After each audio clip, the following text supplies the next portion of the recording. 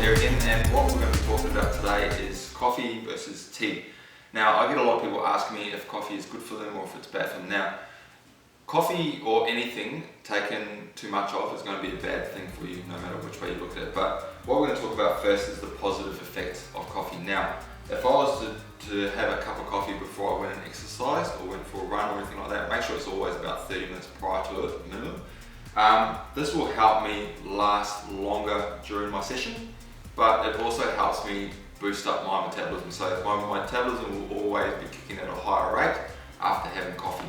Now, a negative to coffee though is that if I have more than 2 cups a day, it's going to put too much stress onto my body because of everything just revved up inside me. So by doing that, it's going to make your immune system be weaker, and it's also going to make your fat cells want to hang on to your body a lot longer, so in turn making it harder for you to lose weight. Okay, so that's the positive and the negative side to having coffee. Alright, now let's talk a bit about tea. Now, with tea, the thing that's good about tea is that it can be a good alternative to drinking coffee, okay? And it also has the opposite effect to the caffeine. So what that means is that it's going to help strengthen your immune system, plus it's also going to help lower the risk of heart disease and diabetes, okay? The best known teas are green tea or jasmine tea for their immune boosting antioxidants and for the fact that it also increases your metabolism. So you're getting the same effect as what you're going to be getting from the caffeine in a coffee, but it's going to be a lot better for your body. Okay, so it's going to make you feel a lot less stressed, and it's going to make your immune system is going to be at a lot higher rate. So that's always a good way. Now, what I'm going to show for you now is a good way of actually making the perfect green tea.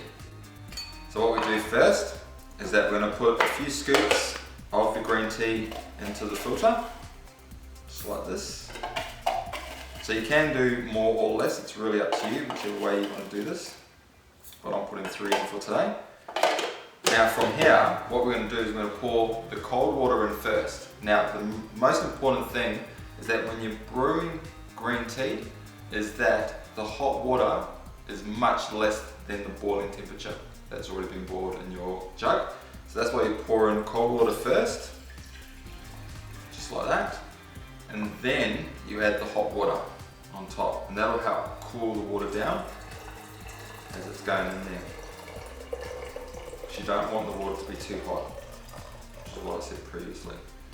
Then once you've done that, you put the filter into the teapot, and the next important thing is that you let it sit for 3 minutes. So let's have a look at the clock now. It is 1:54, and we'll see you in 3 minutes time. Alright, so it's been 3 minutes.